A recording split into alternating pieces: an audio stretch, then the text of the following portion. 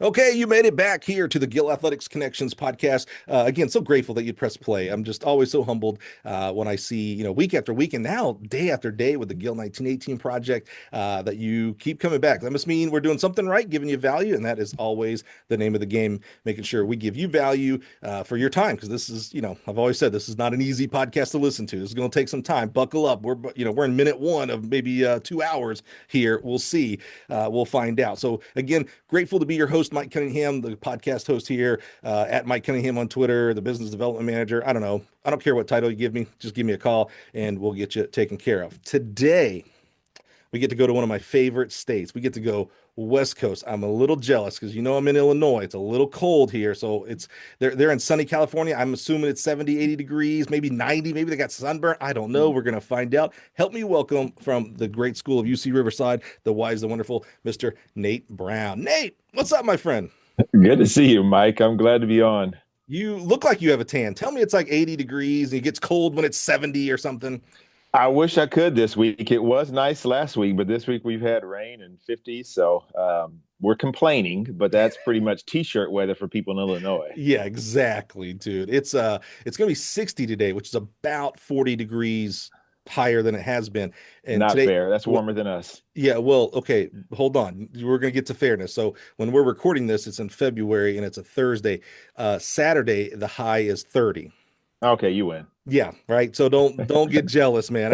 This is all I'm looking out my window now. This is all just a fraud. It's like, yeah, yeah, because I know what's coming up here in less than 48 hours. We're back Right. to the Midwest and freezing and all that kind of good stuff. So, okay, one of my favorite things, my little nerddom, geekdom is I like to know everybody's mascot. I love one of my favorite trivia question is what mascots don't end in S, right? That's always Hmm. a favorite one. UC Riverside because you got some fun ones out in California. I, Yeah. I actually don't know, so you're going to correct me, but I feel like I do know this because I feel like I've either done some business with you that we did this mascot or something. I just think it's a unique one, but not like unique like banana slugs and all that kind of stuff.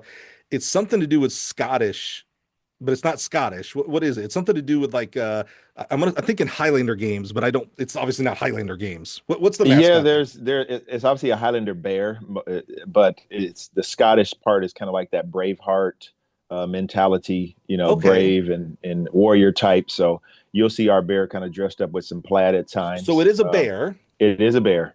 but it's a dressed up bear. Yeah, Okay, yeah. so what's the actual You're not the UC Riverside Bears. The Highlanders. You are the Highlanders. Yeah, we are the Highlanders. I knew I had Highlander Games or Highland Yeah. Games. Not Highlanders like a movie, I think, right? The Highland Games. I had that in my head, but I was like, that doesn't sound right. The Highlanders, Yeah, think Mel Gibson in the old movie, but a that sort of thing. but a That's that. but a bear. Yeah, Mel yeah. Gibson as a bear with It's the kind of blue. a mix, an intersection there, or some Love it. Scottish things and some bear things. That many of the UCs have like a bear in their logo, so Ah, UCR has that as well. that's true. I didn't think about that. Yeah. Well, I know bears are fairly indicative to California. What's the Scottish? What's the why that for Riverside? Do you know that any kind of history there? We are the highest UC in terms of altitude, so that's why we're called the Highlanders. Highest in terms, Oh, like we're 1,200 feet above sea level. It's not that big of a deal, but we're not that's why they scaling call them the mountains. Highlanders. So I think some of that comes from that background, if I'm not mistaken. That's funny. I'm thinking like, a bunch of Scottish settlers in that area early in the day. No, it's you're on I'm a down that. not even a mountain. You're on a hill. Yeah, That's slightly awesome. above sea level. I mean, a couple hundred feet. So we're, the high altitude UC. University of Colorado's laughing like you ain't You're Highlanders. right. Get out of here. Okay, thank you for that. I love that. I'll now remember Highlanders. I love that. Okay, Nate, now let's learn about you. So let's get in our Wayback Machine here. And, Nate, assuming, and we know what assuming does Hmm. for us, that you were an athlete at track and field, other sports, where in the world does track and field start for you? Me, you're talking about my favorite subject, me. Um, Yeah. Honestly, I grew up and I come from a family of eight. So I have five brothers and two sisters. Wow. So we played outside all the time. Typical family growing up in the 80s, you just left home in the morning and you played outside, you played different sports. Mhm. And then my dad would come out on the porch and whistle. And we had to be close enough to hear his whistle. Nice. and be home before he closed the door. Right. And so we played basketball and football, and we played baseball, and we played wiffle ball and volleyball. And then it was always like, hey, y'all want to race? And so you would just challenge somebody to a race. And um, undoubtedly, like I just got kind of hooked on the racing part of it. We spent a lot of time in church growing up. And I had some cousins, my female cousins were super fast. I'm not even going to lie to you. They used to smoke me. So there was a driveway on the side of our church, and we'd run from the sidewalk to the fence, and we running so fast that we would crash into the fence Right. with our hands. And my cousin, nobody's going to know their names, but Risa and Mia used to serve me up until maybe high school. Like Yeah. when we were 12, I remember getting smoked by all of them. And so it built in me like this sense of competition. And then I realized I was fairly fast compared to my brothers. And I remember my first track meet was sixth grade, and we were running on a grass track. They mowed the grass, painted it. Nice. And for whatever reason, I decided to run the 400. Oh, I don't nice. know where that came from, what the thought was, but I just figured, you know what, I can deal with some pain. I'll go ahead and try it. And I won. And that was my first time winning, and I loved the feeling. I was like, this is kind of cool. Like, you know, winning is fun. And then I think we ran a relay race. We won that too. And I Yeah. got these ribbons. And, you know, track and field, you love your ribbons. And, you know, this is pretty cool. I get to hang these on my dress or whatnot. And so that kind of opened up an opportunity where I said, I might be pretty good at this if I can beat everybody in the school. Fast forward to junior high, didn't really get a chance to do organized sports much. I played a little bit of basketball during some summer league stuff. My parents weren't a total fan of organized sports. There's a lot of, you know, money that goes into it, a lot of travel, and there was 8 of us. And so it was limited. But what they did allow us to do was track and field because there was an individual nature to it. It wasn't determined by a coach. A coach didn't determine whether you played or not. And so all of my brothers did track and field at Valley High School in West Des Moines. And so my Oh, okay. freshman year, Hold on. Because okay, I was gonna. There's a couple things to break down there, and you answered like a good coach. You're already ahead of me. But my first question was be is where is this? So this is you're in Iowa. I'm in Des Moines, Iowa. We moved from Akron, Ohio to Des Moines, Iowa when I was fourth grade. So we spent Iowa fourth, fifth, sixth, seventh, and then ninth grade most of the year, and then moved to California literally in the middle of the track season. Okay. And where you said family of 8 or you know, family of 10, but 8 kids. Holy crap. I have Yeah. 2 and I can't handle them. So 8. God bless your parents. Where are you? Oldest, youngest, middle? Where are you at? Fifth, kind of in the middle there. So I'm yeah, Okay. fifth of 8. So I got 2 younger brothers and then a younger sister, and then of course the older ones as well. And awesome, love that. And what was interesting there, you talked about that sixth grade race. You chose the quarter, which I love that kind of just crazy. You're also sixth grade, so you also kind of don't know either. You know, so there's a little bit of Yep. like I'm not going to give you too much props. Like, well, you knew about stepping. It's like, yeah, you're dumb. You're a sixth grader. You didn't know anything. Yeah. You knew after that race, you knew some things. But it was interesting to me. You said you went out and you won, and there was a little taste of like there was something like that was a little different. Yeah, I know you've been getting Yeah. blasted by the sisters. You know, I get that, but this was a little bit like, and so there's a little bit of a fork you have there because some people actually don't like that because there's a lot of attention. Yeah, everybody's looking at you. Right. You won, you get the ribbon. That 4x4, there was probably a little bit more expectation. Like, hey, well, wait a minute, Nate won the quarter, so we're good. Just give it to Nate. You know, Yeah. so there's some people don't like that. You seem to have like kind of, I don't want to say glommed onto it, but that was a little bit of a like a recognition for you. Yeah. When you're younger in a family of brothers, you're used to getting the tar beat out of you, right? And you're taking your lumps and they're beating you at pretty much everything. And you realize, hey, I'm on the top here. Yeah, And I enjoyed the pats on the back. I enjoyed people saying, wow, Nate, you're really fast. yeah, And I felt like, well, this is a place where I can shine for myself right. and not be under the shadow of my older brothers. So Mhm. it really built a confidence in me. And then freshman year, the first day of practice, I won't name the coach because he's still in athletics in Iowa. I don't know if Okay. he's coaching anymore, but he's at a different school outside of Des Moines. We had a time trial, Hmm. mind you. It was an all-out time trial. I hadn't trained consistently since the sixth grade, Sure, sure, sure. and so we were running. I think it was a 200, if I'm not mistaken, and I was winning. And then this kid came up to me that I thought I was better than, and I started to strain, and I strained my hip flexor. Oh So I no. started the season with a strained hip flexor and was unable to be on the sprint side. And so they put me in the high jump Hmm. because I could take off with my other leg. And trust me, Mike, I was a terrible high jumper. Uh, I So was you told me you found a JV. hidden secret. Yeah, yeah. No. I was JV. Yeah. I don't even remember getting a chance to run very many races because by the time I came back from injury, Yeah. we were moving to California. Right. And then we moved to California and the season was pretty much over. So I got a little bit of a taste Hmm. doing high jump, and maybe I ran a relay or two indoors on, Drake Stadium or Drake University on their Hmm. indoor Hmm. old field house Yeah. track, Yeah. 160, 133-meter bank. Like it was Right. terrible. Yeah. And for a guy that was at the time I was 6 feet, like I didn't enjoy those turns at all. Hmm. And so that started my journey. And then when he came to California, the season was pretty much over. So I had to wait until that sophomore year. And my coach at the time at Victor Valley High School was Greg Nowacki. Okay. And Greg loved work. Hmm. Monday workout was 10 times 400 if you ran the 100 up to the 3200.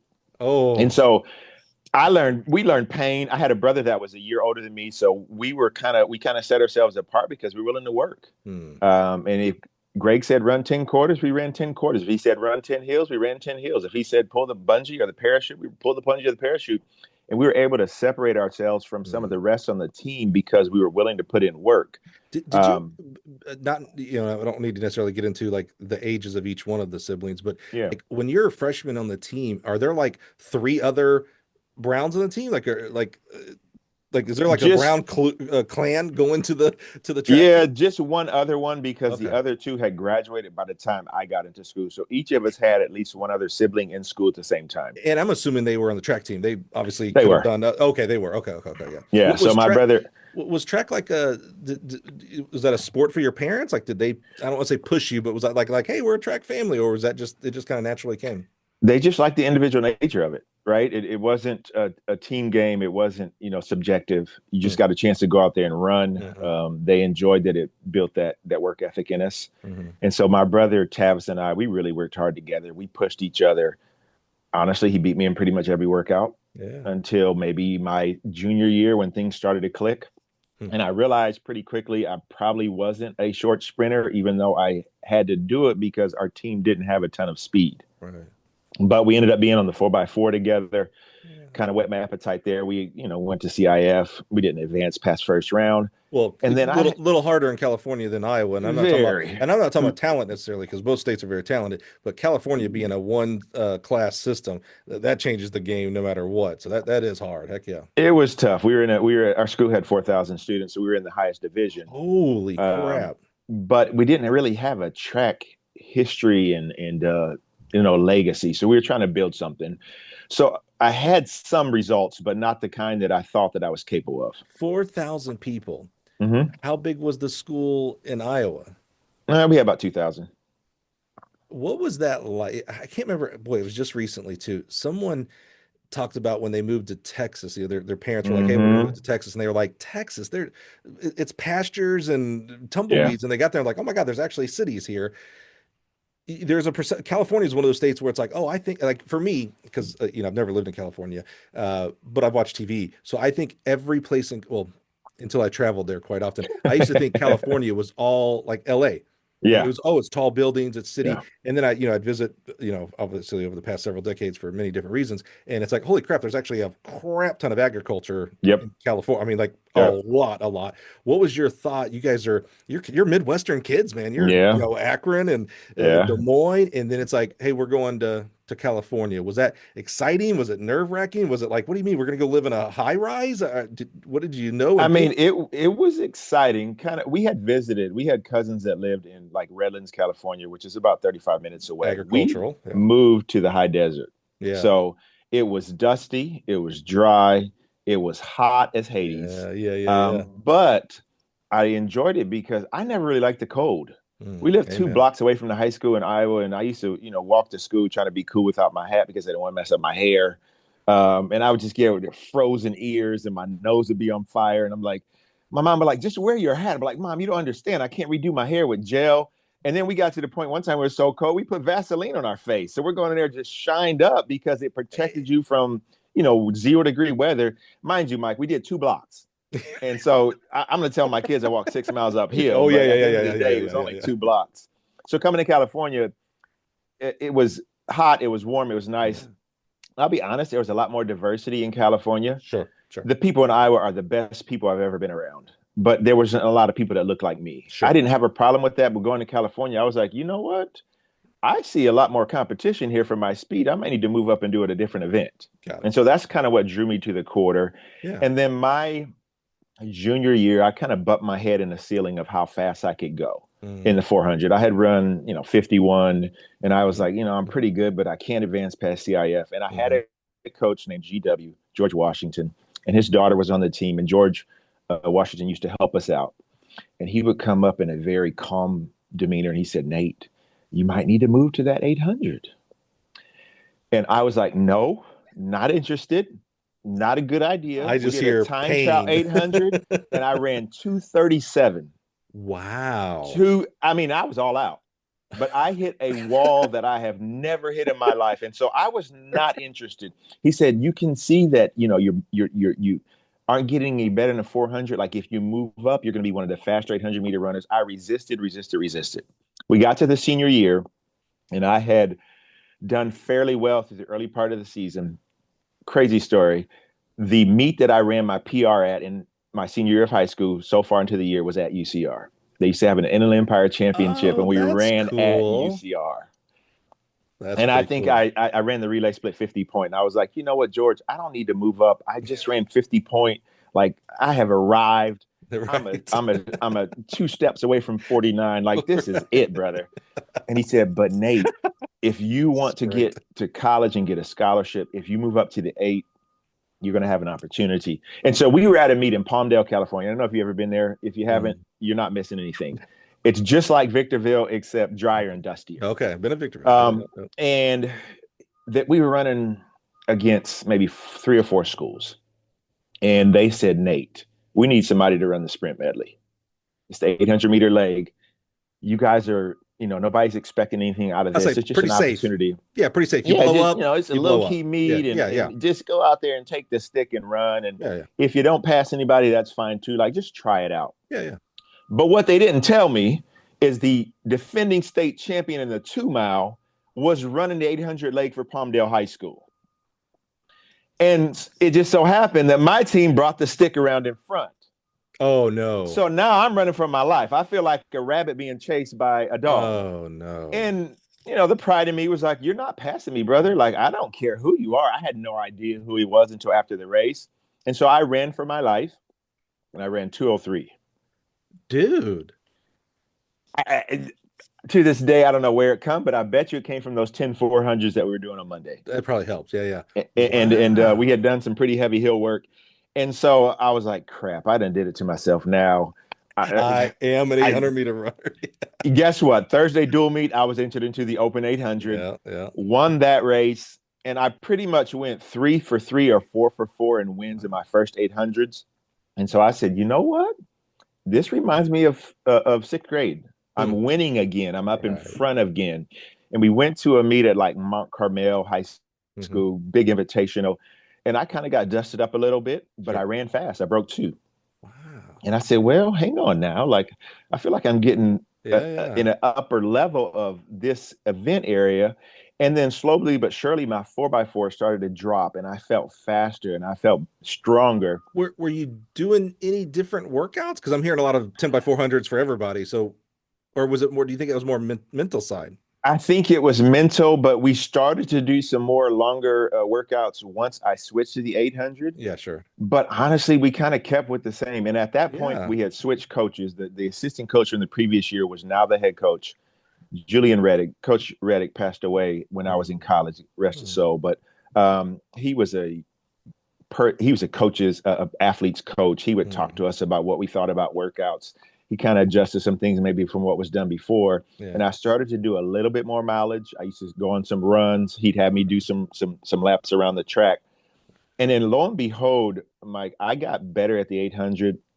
I ended up getting second or third at the Inland Empire Championships, advanced to league, podiumed at league, CIF advanced with ease, won my heat. CIF finals, I dropped to 154. Dude. And I was like, I guess I chose the 800. And what happened is Oh, I had decided in my mind I was going to go to one or two schools. I was going to go to Cal Poly Pomona or Cal Poly San Luis Obispo. okay. Yeah. Both fantastic universities. I wanted to be an engineer, so I Mm-hmm. thought, Mm-hmm. and they were perfect for engineering. The coaches at both places, both have passed on. Brooks Johnson and the coach at Pomona, Jim Sackett. Mm-hmm. They both told me, you can walk on. I'll give you books. You got to prove yourself. Right. And Jeff Potter, who is the coach at Cal Baptist, brand new program, he came and he talked to me at CIF, and he said, I'm starting a program. I want to win an NAI title. Do you want to come run for me? And it was because I switched to the 800. Had I been in the Wow. 400, I never would have got an opportunity to be recruited. Yeah. And crazy story, I skipped my prom to run at CIF. Dude. Number one, I didn't need to be there anyway. Yeah. Number two, I was like, if I got a chance to get a college scholarship, I've got to audition for these Yeah. coaches at this meet. And Yeah. that's why I ran my PR. Okay, let's break down a few things. First of all, you skipped a valuable part. The first 800 on that sprint medley, you had the state champion 2-miler, or a really good 2-miler, whatever. You got the stick first. Did he hawk you down, or did you hold the place? He tried. You held him off. I held him off. Nice. And he threw his jersey or baton on the ground. Like, he was so pissed off that this no-name, cool, kept the lead. I heard him coming. I heard the crowd. I probably heard some breathing, or it was just the finger of my imagination. But I was like, no, you're not catching me today. Mind you, I had a lead. I'm sure he split, still, 157, 156. But I was. But you're an inexperienced kid versus an experienced kid. I mean, unless it's I was ahead by a lap. There's still the opportunity for that kid to catch you. So I love that. That's really good. What year did you graduate high school? 1995. Okay, so that helps as far as time frame of internet and things like that. 95. Oh, okay, I'm a 94 guy, so okay, good. We're the same age-ish. What kind of first of all, did you play any other sports? I'm just hearing track.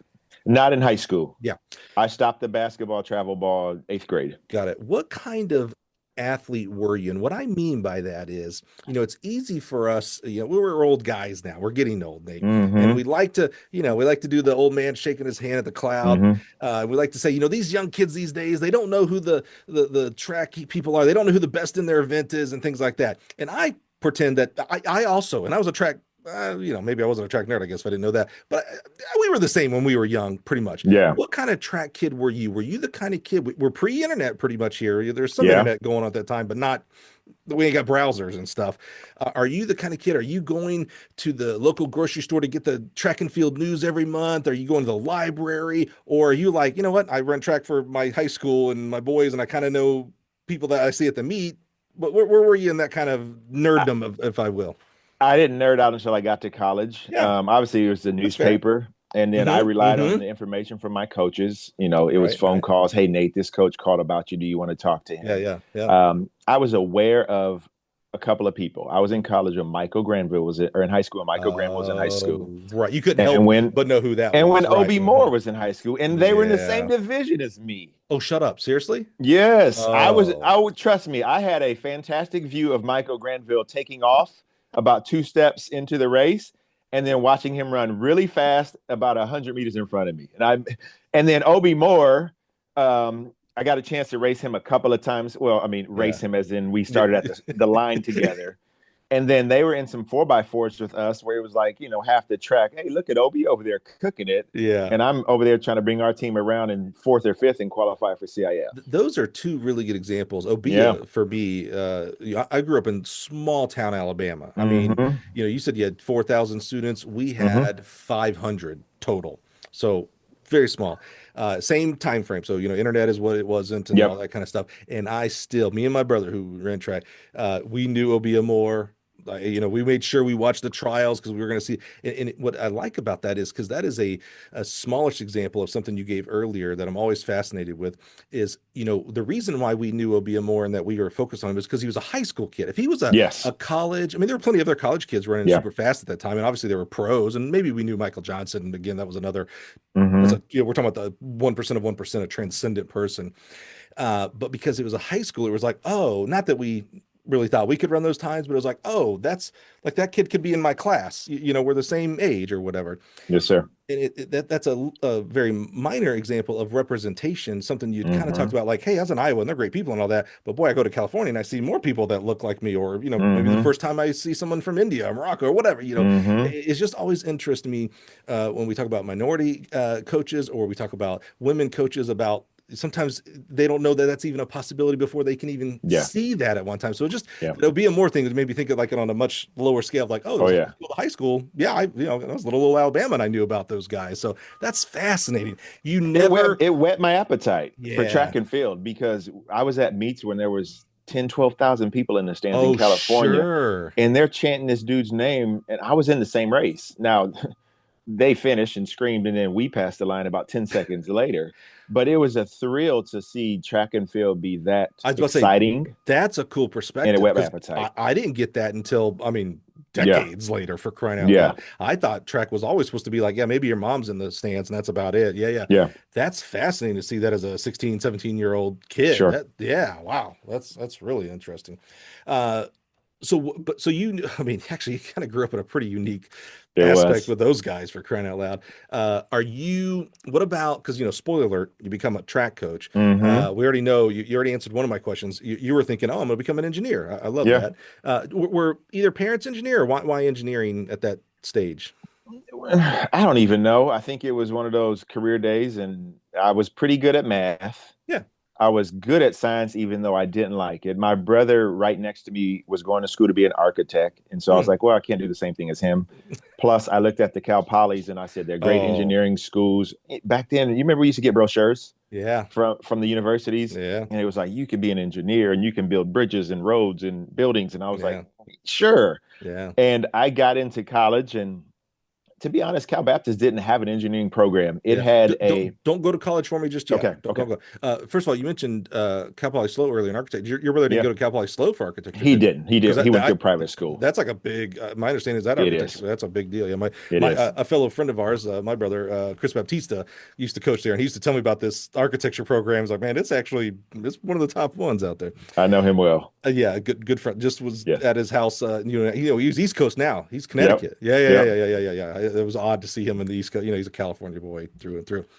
Also, Gill Podcast alum. If you also know Chris Baptista, you can go hear his journey when he was at Cal Poly Slow. Okay, another person. No, no, I don't want to go there yet. I want to stay in high school. So, Okay. what about this? What kind of, because again, spoiler, you become a track coach. So I'm Yep. always fascinated with a 18-year-old kid that I know becomes a track coach, but Mm-hmm. isn't thinking about it as a 17-year-old kid. Are you the type of kid? Like, you've heard of gym rats, right? The basketball Yeah. player that goes in and shoots 1,000 free throws every day. Well, I think there's also like office rats, meaning Yeah. you're in that track coach's office every day. Hey, what are we doing today for practice? Hey, why are we doing this today? And we did that yesterday. Are you that kind of kid, or are you just like coach said, run, I run? I was that way with my last high school coach. Younger me, when I had Coach Nowacki, it was like whatever he said, we did. He Yeah, just wanted it's us to fair. work hard. Um, Coach Nowacki got out of coaching after my, I think, sophomore year. We had another coach junior year that was really chill, laid back. Coach Munch, and then Coach Reddick was more of a player's coach. He Hmm, wanted hmm. to know what you thought. He wanted to tell you what was coming. This is what I'm thinking for workout today. So it left an imprint in my mind about how I enjoyed being coaching. I loved all my Right, coaches, but for him, there was a connection there that he tried to make. right. And it wasn't that he was trying to be my buddy. Yeah, He was just trying to get me to buy in. yeah. And so I appreciated that looking back at That's it so cool. as to why I really enjoyed being coached by him during that time. That's cool. I like that a lot. There are a lot of ways to coach, and Yep. none of them are wrong as long as you're being safe and things like that. But yeah, and you know what? Someone on your team easily could have said, one of those other two coaches, you know what? The way they interact with me, Yep. that's why I wanted to be a coach. So it's not a one size fits all thing here. Yep.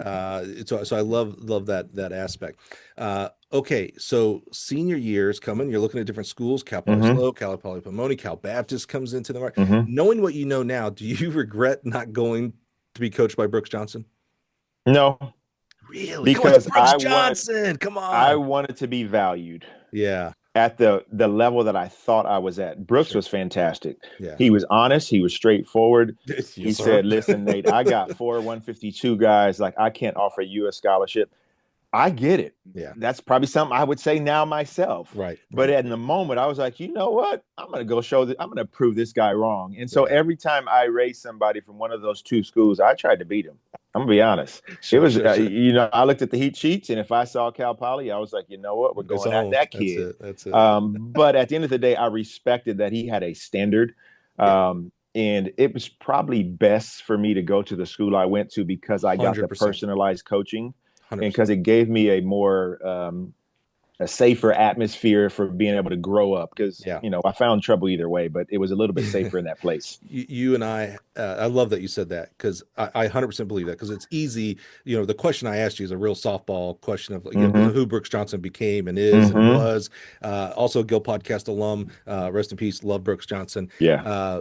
But you're right. A lot of times when we look in the past and I go, oh man, I should have gone to Brooks or I should have done this or I should Yeah. have moved to the mod, whatever, all these things. We always, because it's a fork in the road, right? Because I didn't do that, but I could have done this. We Mm-hmm. always think of the positive side of that. It's like, oh man, if you were like this, you're not like this. Oh man, if I would have went to Brooks, man, I could have run 145. It's like, oh, but we also forget the opposite is true. The negative could have happened. Yeah. I go to Brooks, and not because of Brooks, but oh man, you could have gone and got hurt, and you hate track and field, and you never become like we forget that it's not the positive that we missed out on. Yeah. It's the opportunity, which also could have led to something negative, unfortunately. So I love that you're Agreed. like, you know what, that wasn't the right place.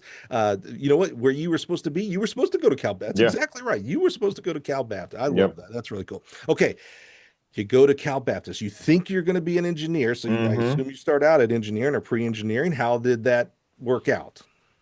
Well, the first semester I got through. Uh-huh. Um, I don't know if my academic advisor was trying to sabotage me or if they were just trying to see how I did. So my first semester, I had chemistry, calculus, physics, Oh, psychology, English.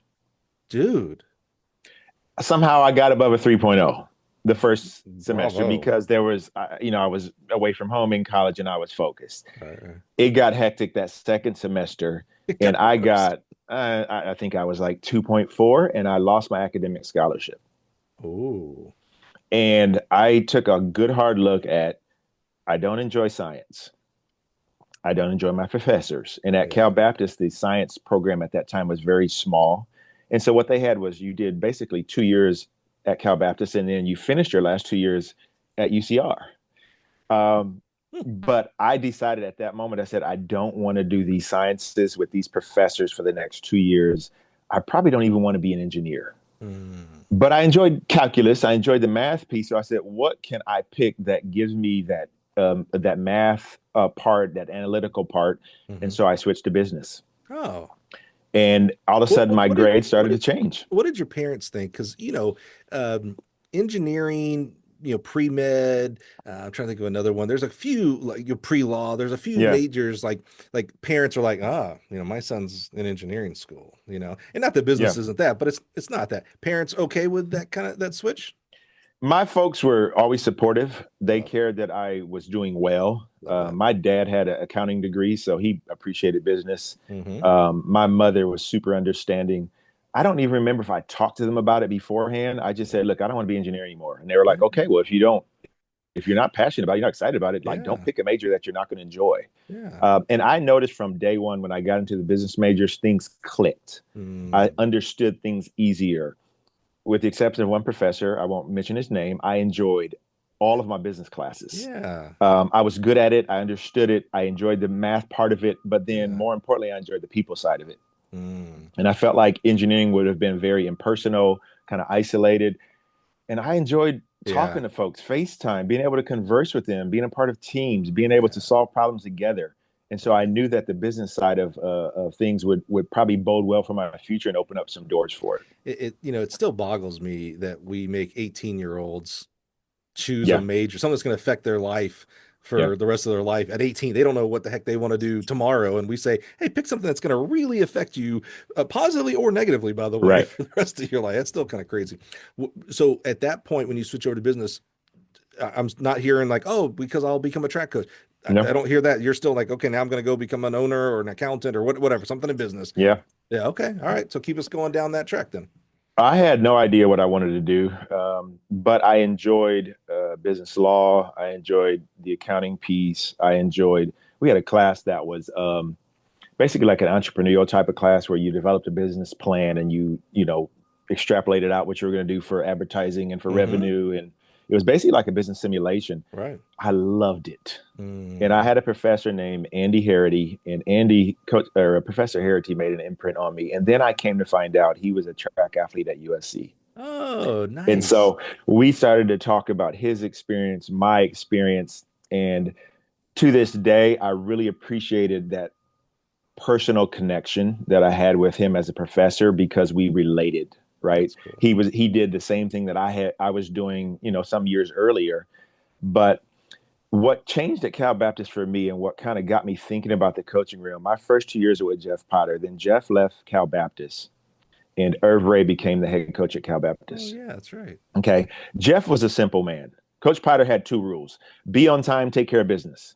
And it's crazy that, almost 30 years later, I remember exactly. He was like, I don't care if you do anything else, he said, but you're going to be on time and you're going to take care of business. Pretty good and rules. He would get to going and his lip would start shaking. And we were like, uh-oh, Coach Potter's about to go in on somebody. And Irv came in and he was more complex, more detailed. Either way can work for different athletes. But what stood out to me is his message was, I'm going to coach the whole person. He said, I'm going to coach you on the academic side. I'm going to coach you on the track. But as well, I'm going to coach you as a person. That resonated with me because I was a little wayward. I had gotten caught up with some extracurricular activities that were contrary to the way that I was raised to believe. And Irv was a person that I needed. I didn't think it at the time now. Sure. We used to bump heads and he used to get upset with me. But I remember there was a time where he sat down with me and said, Nate, if you don't turn the corner and change your behavior and start doing what I asked you to do, you're not going to be here very long. Wow. And it caught my attention because I didn't want to give up the opportunity for a great education, the opportunity to be on the team, and waste it away and run back to Victorville with my tail between my legs. And he challenged me to do better off the track. And as a result of that, things started to blossom on the track. Do you, something I have no experience at all. So I was an only child, which has its own issues. But did you have, like, I just think about, like, I have 2 kids, right? So I have a brother and sister, and I see how, and they're young, but I see how they feed off each other and comparison and things like that. Do you, when you've got, and I think you said you're 6, right? So you got 5 above and 2. Is that how math works? 2 below? Yeah. Yep. 3 below. 4 above, 3 below. 4 and 3. Okay. Yeah. Oh, wow. You really are right in the middle. 4 and 3. Do you have, like, as you're thinking about these things and Irv Ray's telling you, and you're like, oh man, I mean, because you got a decision there. I was like, man, I need to either do what he says is straighten up, air quotes there, or you know what? I'm living life. I'm okay. I'm not in prison for crying out loud. Yeah. Do you also have in the back or front of your head of like, man, Joey, I don't know all your family members. So brother 1 is a freaking architect. Sister 2 is a successful how am I, like, I mean, you got to go home for Christmas and birthday. Like, there's a little bit of like, and I'm the guy who is getting in a little bit of trouble, almost flunked out when I was in engineering. So is there any comparison like that? Or are you just like, you know what, go be who you are. I want you to be successful, but I'm going to run my own lane here, pun intended. No, the first part, what you said, like, I was a Brown. And the Browns had a standard of excellence about how we were going to act. I knew I was doing some things that were outside the boundaries. Okay. And Irv came at a point in my life when I really needed a strong mentor to challenge me on that aspect of it. Oh, and by the way, he challenged me on the physical aspect of it too. He wanted us to run more. He wanted us to do more work. I resented it. I resisted it because I was like, why are we doing, 12, 13-mile long runs? Why are we doing 6-mile thresholds? I run the 800. And he said, I need to increase your work capacity because if you're working hard, guess what? You're going to have to sleep hard. You're going to take care of your body better. So his idea was to make us really tired. So we didn't have time to stay up late at night. I'm like, that's not terrible for an 18 to 22-year-old, But it worked because it got my attention, cleaned up academics, cleaned up my personal life. Was it immediate, or what, did it take a semester? Or was there besides like that conversation of like, hey man, if you don't straighten up, you're not going to be here? Was that maybe a little bit of a catalyst, or more All of gradual? it was. And then I had two teammates who are friends to this day, Milton Brown, Ricky Etheridge. And Ricky's a high school coach, Corona Santiago High School, Nice. powerhouse distance program. And Milton he coached at JW North, and now he's at East Oh, LA Community College. yeah, yeah, yeah. We all kind of were doing different things that distracted us from track and field. And we had a meeting and we said, hey, y'all, let's clean it up. Like Irv really Wow. loves us. He wants to help us grow. Like, let's agree to look after each other. Let's agree to hold each other accountable. And at that time, we had another teammate named James Adams that was trying to do some good things. Chris Bowditch was an athlete that came in from England that was trying to do some things. And it allowed us to have an atmosphere of excellence where we really pushed each other. Yeah. We cleaned up our personal life. We got to bed. We stopped drinking. We stopped partying. And really tried to put Cal Baptist on the map at that point. We don't all get to that point, because at first I was Yep. going to say, man, we all get to that point, but some earlier than later, and that's actually not true. We don't all get to that point, but some of us do, and some of it's later. Some of it's at 40 years old, and some of it's Yep. at 12 years old. I'm really liking this, that it happened though. You know what I'm saying? Yes. Because honestly, if it doesn't happen then, and maybe doesn't happen until you're 60, well, we're probably not here, and you're not Yeah. affecting young people positively like you Yes, do now. sir. So I love that whatever it took, a new coach. Hmm. Some people need to go to jail for a night, and that's going to be the wake up call. Some people need to unfortunately have a death in the family. Some people need the mom Hmm. to physically or mentally slap I mean, you never know what the catalyst is. I'm glad that it was Coach Ray coming into Yeah. your life to help with this. And I think it's key that you had some other peers that Yes. were on the same journey. And thank Yes. goodness they took hey, yeah, maybe it is time for us to try this. Not Yeah. hey, what do you mean, Nate? You're going to go become a goody two shoe now, Nate? And, you either say, peer pressure or not. What happens there? So I love this like core group that you had there with Yeah. this leader and Coach Ray. This is awesome. Love And this. Irv was the first one to talk to me about, hey, man, I think you might end up being a pretty good coach. He made me team captain. Uh-huh. He noticed that I had some leadership qualities. What'd you think when he said that the first time? No, Right? Right? no, Right? not doing, because I knew That's awesome. around about how much money he made. I knew how hard he worked. I just felt like the sacrifice wasn't worth it. Yeah, yeah, yeah, Like, yeah. man, I'm gonna go make some money in the business world. Like, I'm getting paid. Like, I'm not doing this coaching thing. Like, Right. I want new cars. I want to be able to buy houses. Like, no, we're not doing this. Like, it just turned me off. I was Yeah, yeah. not interested. Awesome. Thank you for that truthfulness, by the way. That's so Yeah. awesome. No, the answer was no. I was like, Yeah, yeah, I yeah, mean, I yeah. think I made a face. And he's like, Nate, trust me. Like, I see some things, I know some things. And the cool thing about Irv is he's still a mentor to this day. We'll get into more about Mhm, his mhm. how he helped my journey, but um, he was steady. He never tried to force me. He just talked to me, mentored me Yeah, as a young man, that's and awesome. it left an imprint on my mind to this day.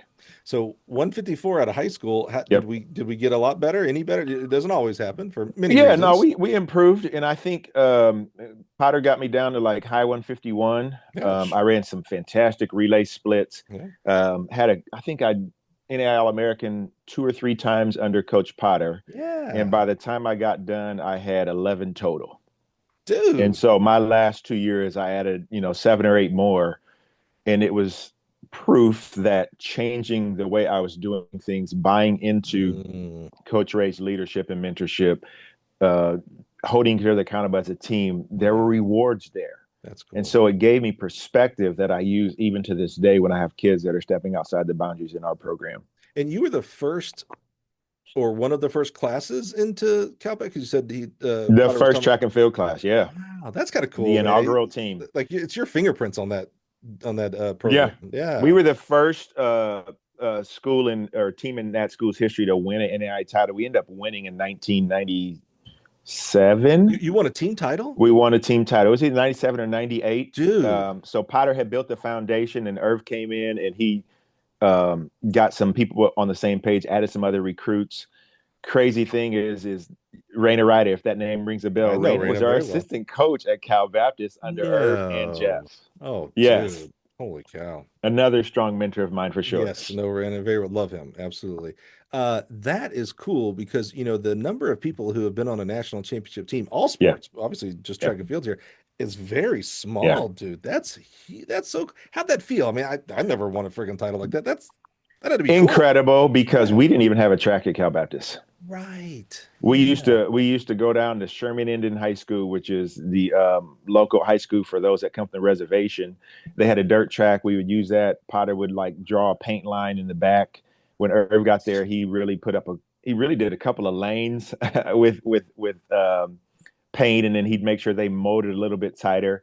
And then we would use Laverne's track one year. We Mhm. used Citrus College's track one year, and then my last year we used the track at San Bernardino Valley because they had gotten it resurfaced in that year. Man, that's cool.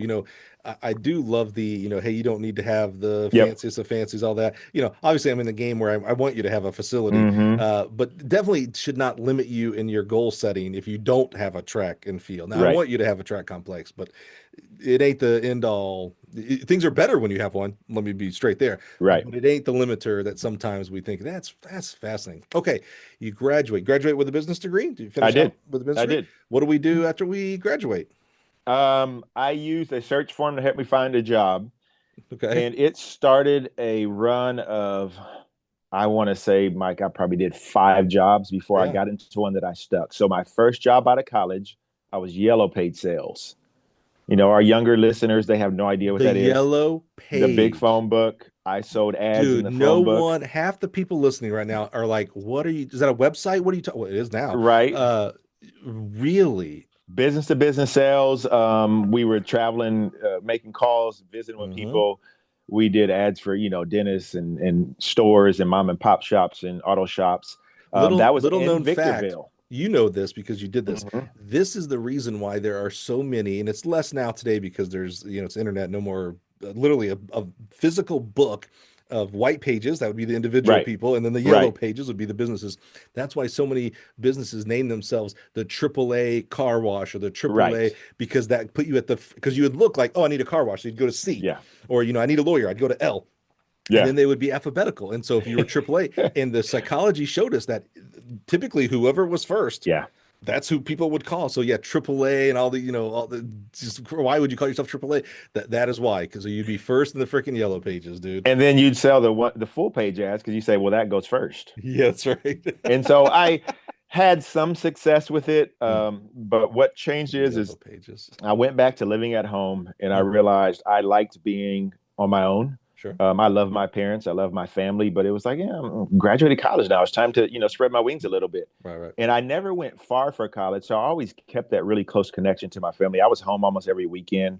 There were a Mhm. couple of times I drove home on a Wednesday night just because I wanted to have a home cooked meal. Wow, dude. And so I was only about 45 minutes away, and took a job after that. I took a job at Wells Fargo Financial, which was like a retail hard money lender. So we did payday loans, we did credit cards, we did secured credit cards, we Oh, did title wow. loans, we did second mortgages. And I'll be honest, it was kind of grimy. Yeah. We had desperate people walk through that door, and Yeah. they couldn't get approved anywhere else. So we were literally doing loans at 28, 29, 30%. We couldn't go over 35% because that was the law, right? But I had, grandma comes in and, something happened to my car. I need a $1,500 signature loan. We got you, grandma.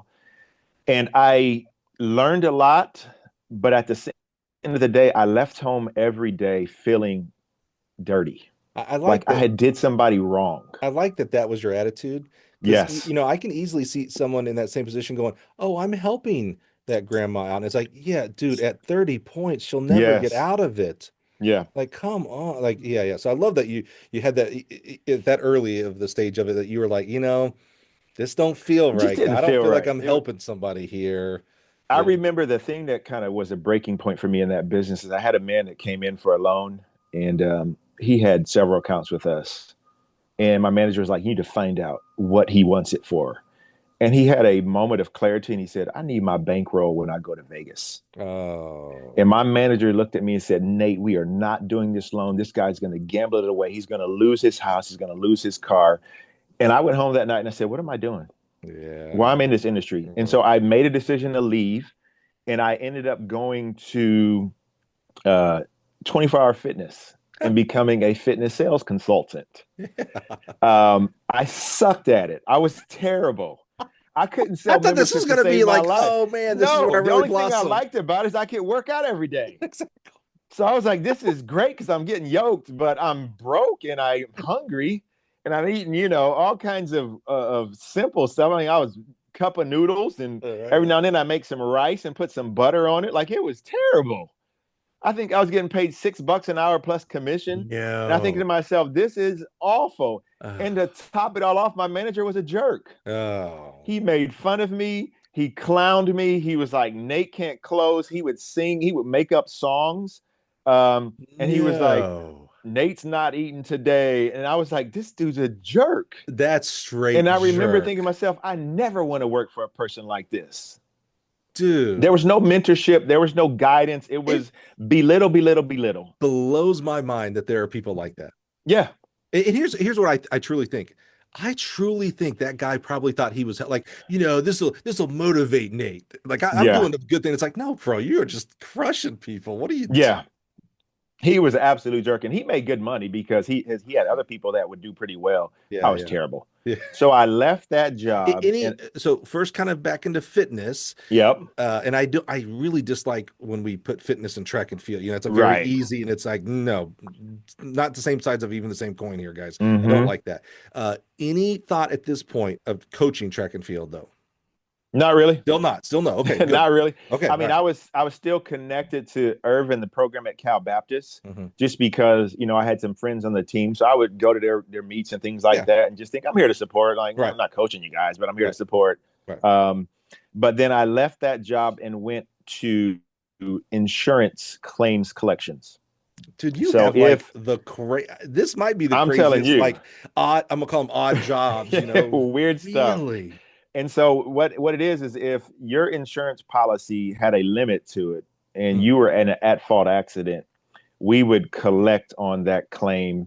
Either, hey, you owe us some money, or we're going to put a lien on your house, or your insurance company didn't pay. We're going to go after. And it was most of the time it was dealing with insurance companies and getting them to send the check to pay for the claim because their insured was liable. There are times where we'd have to do litigation or send it off to a lawyer, things like that. And I know that's a job that needs to be done, but this doesn't sound fun. It was a cubicleville. And our manager used to sit there and peer over the cubicle. And if you weren't working every minute, they'd write you up. I collected $2 million. And you know what they said? Well, your goal was 2.1. So you didn't hit goal. No, I didn't get paid nothing. I was making $31,000 a year, collected $2 million. And I didn't get a raise because I missed my goal by $100,000. So, well, who made up the goal? Like, I didn't have any a say in this, but look how much money I brought you in. Right. And so when they wouldn't give me a raise, and I think the raise was like $750, I was like, this is stupid. I'm getting out of here. And lo and behold, at least the guy wasn't making up songs about you, though. No, he was. Yeah, he wasn't doing that, but he sure was getting on my nerves. But enjoyed the atmosphere because the people, we were kind of all in the mix together, and we went out. We got our 45 minutes for lunch, and you had to be back on the dot. Otherwise, if you weren't sitting at your desk and your screen went dark, we're gonna write you up. And I was like, this is not fun. Like I'm making this company plenty of money, and then what became of that Wells Fargo financial opportunity? There was a manager that worked at Wells Fargo Financial that was opening a new mortgage office. And this was when the mortgage business was starting to take a rise, 2002-ish, 2003-ish. Yeah, this is and it was starting to boom. And they said, what grew to The Big Short. Yeah. Trust me, I got a story for that one. And it grew into where he said, hey, I'm starting an office. Would you be interested in coming on board as a mortgage loan officer? And I said, anything to get out of this job. Please, I'm there. Yes, bring me in. And we were subprime mortgage lenders. Oh, dude. So we did the people that were under 640 credit score. We did people that didn't have jobs, didn't have any proof of income. We did loans for people that they had deposits but no paycheck. We did loans that nobody probably should have been doing, but because it was big profit, it was Wells Fargo at the time, not to disparage them. They did nothing wrong. They were just a part of the industry. Everybody was doing And this. Yeah, that doesn't make it everybody, right. I mean, Doesn't people make it loved right, our but paper because everybody. it made a gob of money. We were charging people 2, 3, 4%, as far as 2, 3, 4 points on their loan. And so the company was making a lot of money, so they loved us. It was commission sales. I was So saying, so there now you're were, probably making some money.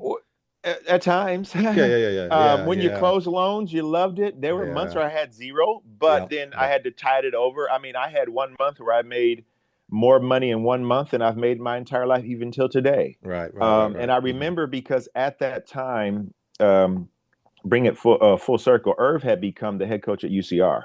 Oh, And so he said, "Hey, Nate, like I'm looking for some volunteer help. Would you be interested?" And so I would come and volunteer assist for cross country in the mornings and then go to my mortgage job. right. And I would go put on my shirt and tie after practice, and I'd walk past the kids and be like, "Oh, look at coach." And so I got a chance to kind of start to scratch that itch. Mhm. And I realized I was enjoying coaching that hour and a half more than I was enjoying the 8 hours in the office in mortgage. And that's when Irv started to whisper to me, "Nate, have you ever thought about coaching?" Yeah, No, no, no, not interested. I'm making good money. yeah. Like, dude, leave me alone. Like, everything's fine. Hmm. And he came to me a second time. He's like, "I really think you'd be good at this. Like, you obviously enjoy it. The kids connect with you. Like, he really built up that belief that it would be something that I could do well." Hmm. And I was like, mortgage is going well. Like, I'm making good money. I had Right. made more money in 1 year than I had my entire life. And I was starting Hmm. to cook. Hmm. And then 2006 hit. Oh, yes. And we were on that down slope of that mortgage boom. That slope was a little bit steeper, by the way, sir. Woo! That's more of a And cliff. and I had ended up switching companies to a private mortgage lender. And then I ended up switching to another company because Yeah. that kind of opportunity fell through. Hmm. And I started to make less and less money. Uh, And Irv had told me, like, I have an opportunity that's opened up and I want to talk to you about it. I would love for you to apply. a paid opportunity, not a A paid volunteer. opportunity, not a Yeah. Okay. volunteer. Now, all Okay. this time I was volunteering for him on just cross country only. Okay. I loved it because it gave me a chance to mentor young people. It gave me a chance to build belief into them. And I really enjoyed it. And the mortgage business had gone sour. Hmm. I remember interviewing. It was him. It was our director of compliance, Michael Scarano at the time. And it was an assistant coach named Nate Weens. Oh, I know Nate. Yeah. Nate Weens, great Yeah. friend of mine. We were roommates. Oh, that's awesome. And I remember going through the questions and the things that they were asking. And I felt like I nailed every interview question Hmm. because it was easy. I didn't have to put on any airs. I didn't have to act Mm. perfect. It was natural for me. Right. And the mortgage business that year, I had made $12,000. For the month. No, for the year. For the year. I was broke. Oh I my. was in debt. I had amassed $30,000 in credit card debt because I was trying to live and stretch into the next month. Next month is going to be better. I'm going to go ahead and just charge this rent. I'm going to charge these groceries. I'm going to fill up my gas tank. And I was literally drowning. Hmm. And I knew I wouldn't make what I have made during my best years in mortgage, but I knew I would make money every month. Right. And so they offered me the job and I cut ties with mortgage. That was 2007. And it was from day one, Mike, I knew I had made the right choice because I was excited to wake up. I went home and I didn't have that feeling of dread that I had defrauded somebody and did them Right. wrong and put them in a loan that was going to be a shackle around their Right. finances. I was able to do what I had done in the mornings full time and I was having fun every day. And I'm Yeah. getting a little emotional because it was a difference maker for what I needed in my life at that time. Oh. How did you like it's interesting with commission Yeah. because coaching your straight salary, right? In regards Yep. to it, and there's I'm gonna say there's no bonuses, and what I mean by that is sometimes we have bonuses like team GPA or Yeah. how many kids we get to nationals or Yeah. national placing or conference and things like that. But there's no like you sign 5 of the top 10 kids Right. nation and you get a bonus. Like I'm trying to think for sales, right? And like a lot of times people think because they don't know, and that's okay. Like for us, that we're on commission, we're not a single person works for Gills on commission. We're salaried, and the reason I really like that. So some people will come to you like I wouldn't be surprised. I mean, I would be now after hearing that story, but if you would Mm-hmm. have said, "Hey, I like a commission job because there's no cap. If I bust my butt, Right. right?" And now, and we do sometimes forget like other external pressures, like what was happening with the mortgage, the housing industry. Yeah. It's like, yeah, you could, I guarantee you, the year that you made 12,000 and the year that you made a million, Yeah. you didn't work harder. You were busting your butt every year. Like there was no Right. like, oh, I just didn't work that hard in the 12,000 year. No, you work hard. But this external thing going on with the housing market, which you had zero control over, Mm-hmm. happened to do it. And so when you're in salary, so when you're as a coach and as a sales Mm-hmm. professional that's on salary, now instead of like I need you, Nate. I need you to buy this pit this month because that's the only way I'm going to make my rent or my mortgage or Yeah. whatever. It's like, oh, this isn't the right month for you. A year from now is the right thing. Cool. I get to think long term, and I think that with our Yes. track coaches is like, oh, now that I don't have that kind of performance based bonus for Right. commission for as a track coach is like, oh, I get to take this kid as a freshman, and by the Mm-hmm. time they're a senior, if we're cooking with Mm-hmm. gas, that's a good job.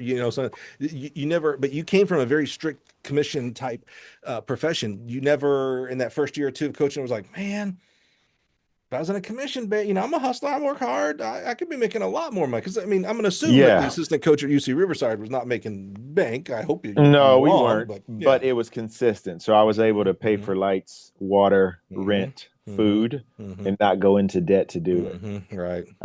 And then what Irv always taught me is he said, listen, you can use the same principles. What made you successful during the good years in mortgage, apply Oh. that to coaching, apply that to recruiting. And What I what always thought to what do you mean myself, by that? That's interesting. meaning the discipline, right? I had to make the phone Mm. calls. I had to reach out to those leads. I had to work through my process. I had to know how to push a Interesting. loan through to approval. I had to know how to structure it so it would get approved.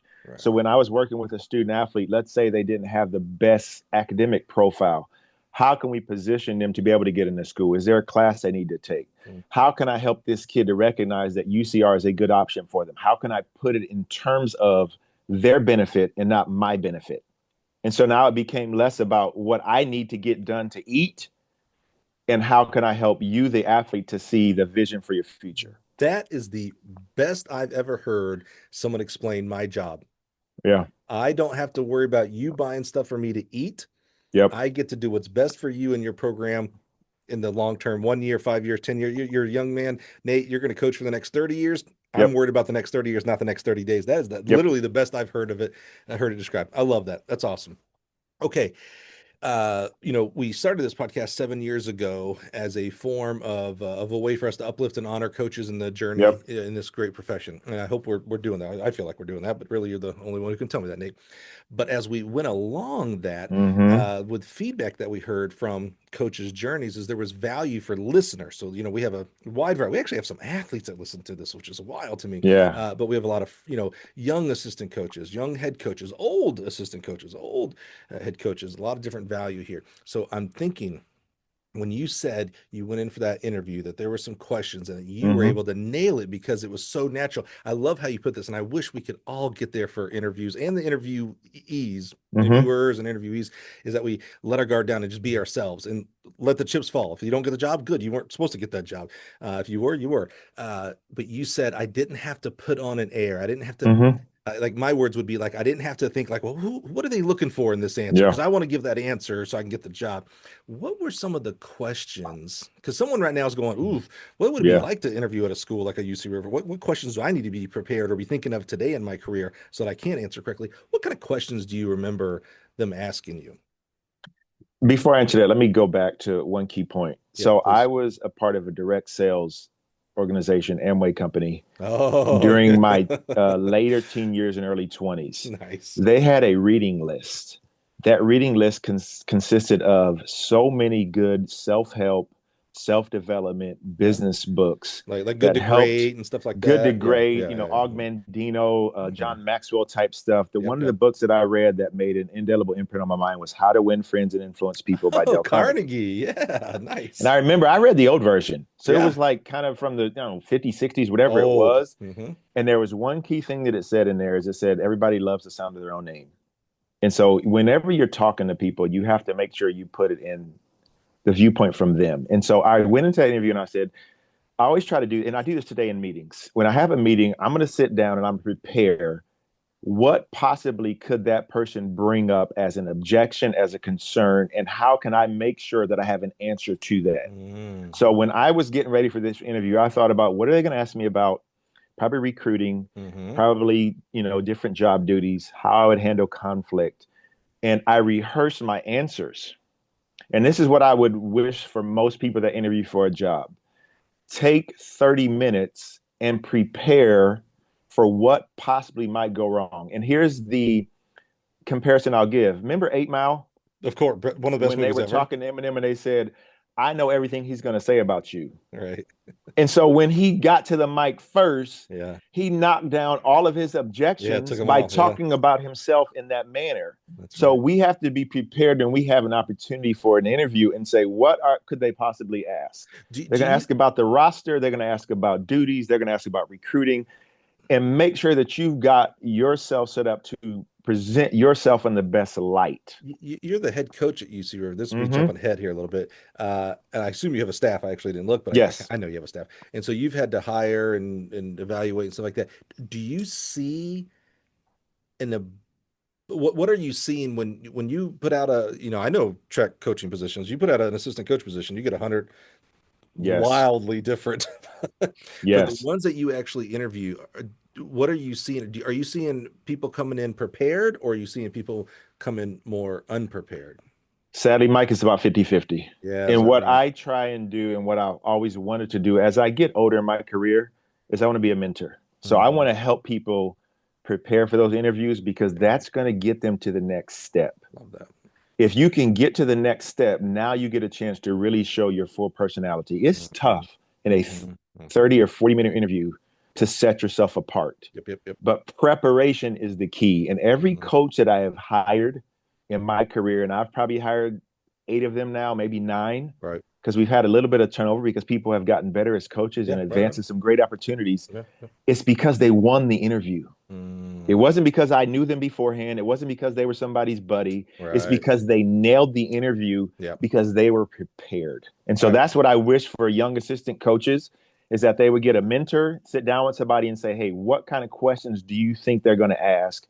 When you've had your interviews, what did you ask your interviewees? Yeah. So that way they go in prepared enough to get to the next round where they're going to have more time and opportunity to show who they really are. Okay, let's pause that because I want to get to where that is in your career because that is an extremely, I'm passionate about that topic because you know me, we're you and I, you might be the one coach who challenges my time on Twitter, meaning you're on Twitter maybe as much as I am.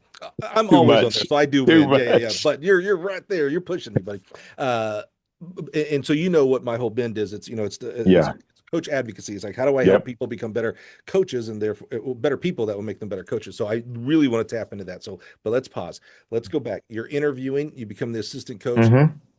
Are you, because you kind of still have an out. And what I mean by that is, if you're an assistant the first year or two, especially after a career, you've got a career, you're doing different jobs. Right. If you'd have left after a year or two, no one would have been like, oh my God, I thought he was going to be the coach for the next 70 years. Yeah. You'd be like, oh, okay, he tried it. Didn't work out.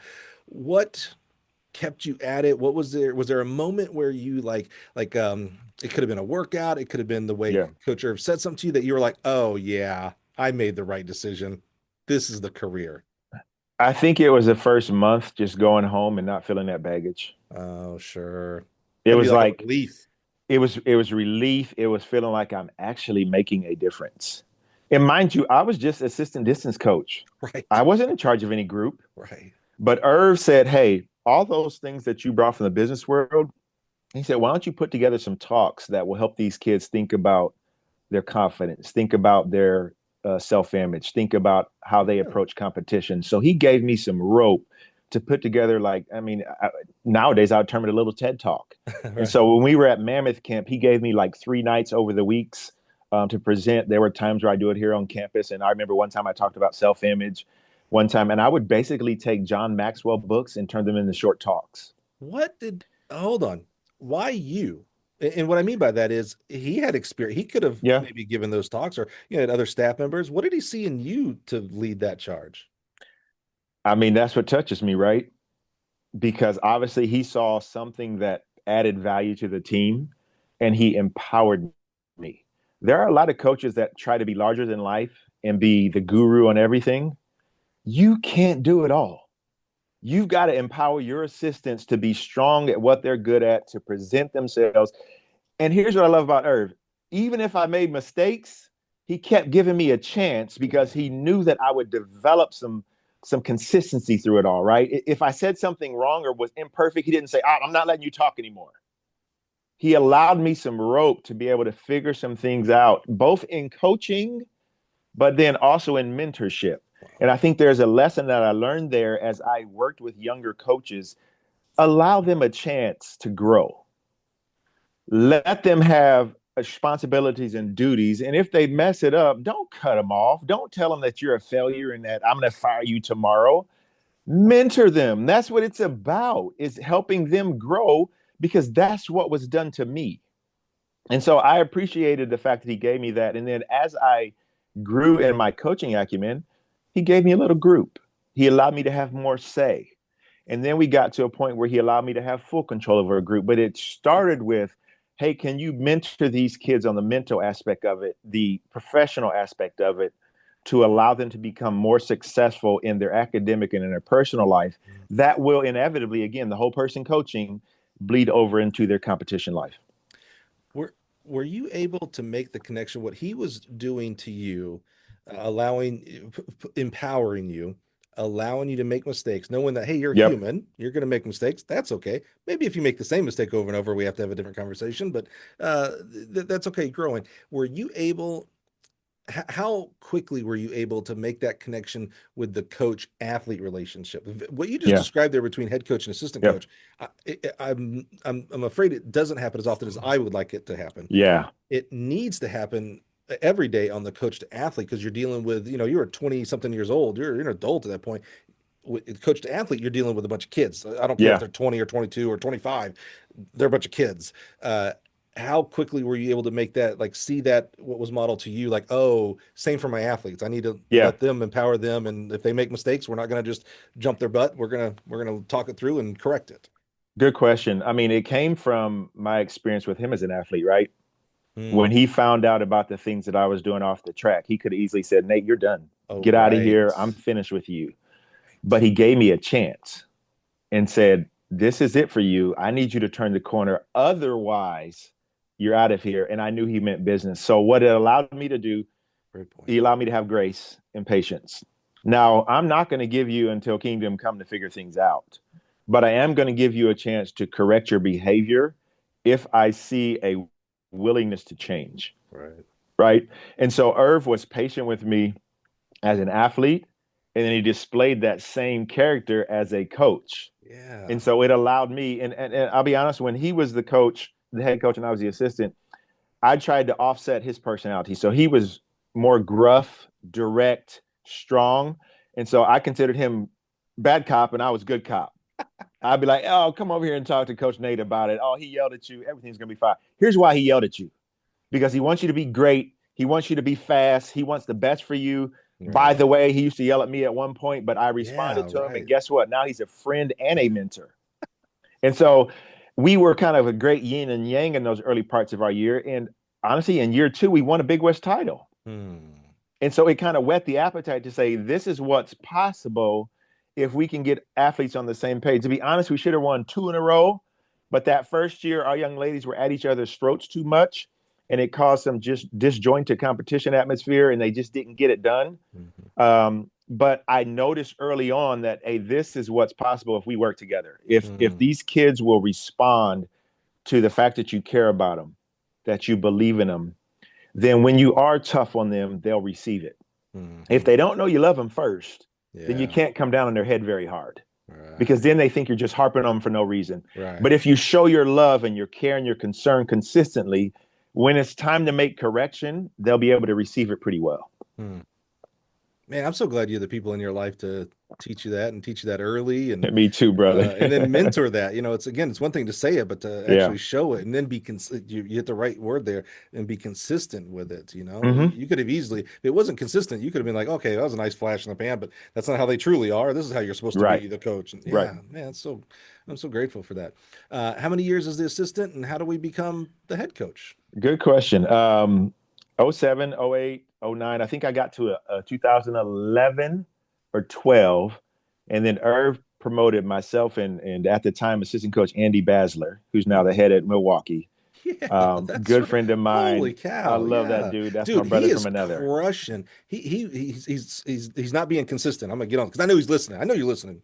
Oh, he'll listen. I'll He make him has been listen. doing some amazing posts on LinkedIn. Yes. And that led me to reach out going, hey man, this would be perfect. You mentioned the word TED Talks.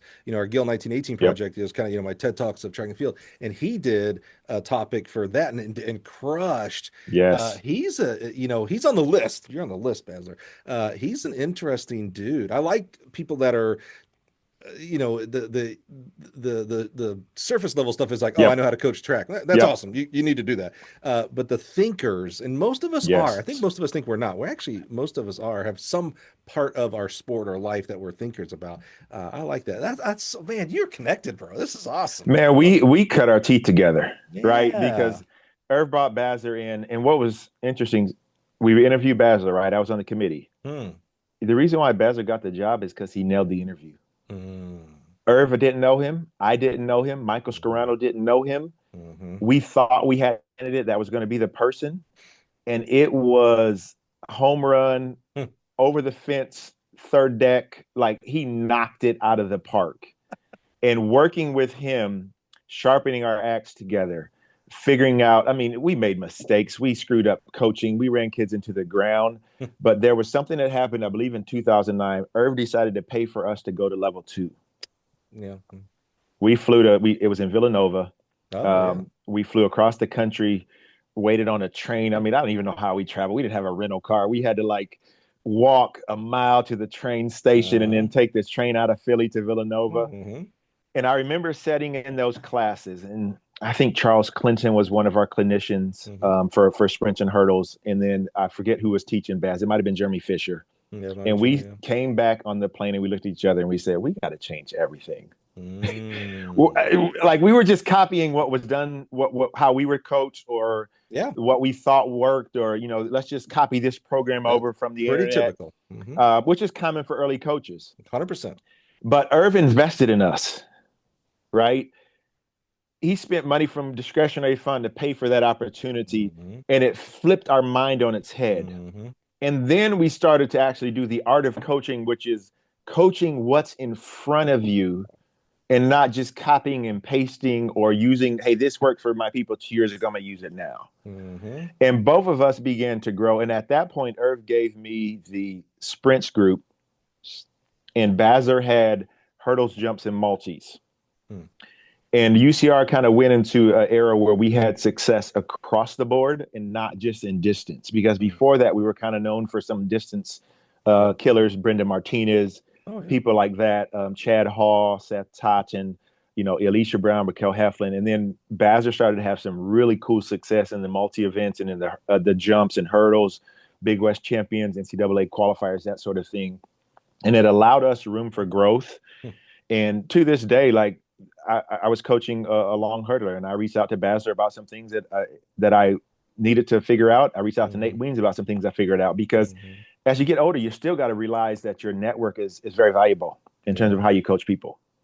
But what it taught me along the way was you learn from educating yourself, Hmm. you learn from other coaches, you learn by doing and thinking about how can I solve the problem. And I say problem, how do I solve what the kid in front of me Right. needs Right. versus what works for everybody. Yeah. And it really is an experiment of one with every kid you're coaching. Yeah. Yeah. You just can't do it that way. And there was one point at 2011 and 12, and I kind of coach men and women the same way my entire career. Hmm. And I had a young lady come to me and she said, Coach, I want to talk to you at the end of the season. Rianne Swafford was her name. And she said, Coach, we love you, but you got to remember something. The women don't need to be treated like the men. Hmm. And at that time, I remember kind of bristling, like, you're all athletes, like, you got to run fast, just like I got to run fast. Right. But her spirit allowed me to receive the advice and understand that it's not about being softer. It's about listening more. Right. And this is why Basler's talk had so much impact on me, because I learned it from him and watched the way that he interacted with his athletes, his female athletes especially. He was more careful. He listened more, talk less. And so from that point on, I changed my schedule to where I had a separate women's group than a men's group, because it allowed me to spend more time, to be more thoughtful, to communicate better. Right. Because on the women's side of things, they just want somebody that connects better. Yeah. And so I started to have a lot more success on the women's side than just the men's. And it helped me grow as a coach. And later on, obviously, it matters as, I become a girl dad. Yeah. And so I want to make sure I'm treating somebody else's kid the way I would want my kid treated if they were an athlete on their team. It's an interesting topic. One of this all plays together when I would have and do have, I shouldn't say like it's just over, female coaches, coaches who are women on the program. I remember being very cognizant, like, I will not ask the question when they talk about when they get to whatever stage of career that they start coaching boys. Well, what's it like coaching boys or men? I was like, that's just dumb, because I would never. Yeah. Like, no, of all the men I've interviewed, I never said, so how's it coaching women? Yeah. But for some reason we do that with female coaches. And I think I'm batting 1,000. I have not ever actually asked that. But along with that, though, there is a difference, not only socially, and what I mean by socially, Right. like caring and connecting, because you wouldn't say it's not a complete 180 where it's like, oh yeah, the women need more caring and connecting, which means the men do not need caring and connecting. That's not true. Right. It's hard to put into those words, but there is a difference there. Yes. Also physiology, by the way, as far as weight room and things like that. But it's interesting to me when I think every topic, like at a convention and clinics, when the topic is how to coach female athletes, or the difference between coaching boys and girls, or men and women, it's almost always from a woman's perspective, right? And that's important, but I don't know that I've ever heard a male who has had success in connecting with women differently, coaching wise. It's really hard to, because then you get into some like political and socially, like, oh, we're all supposed to be equal and all that kind of thing. Right. There's what is it? There's equal but not fair but not equal. There's some kind of stuff there.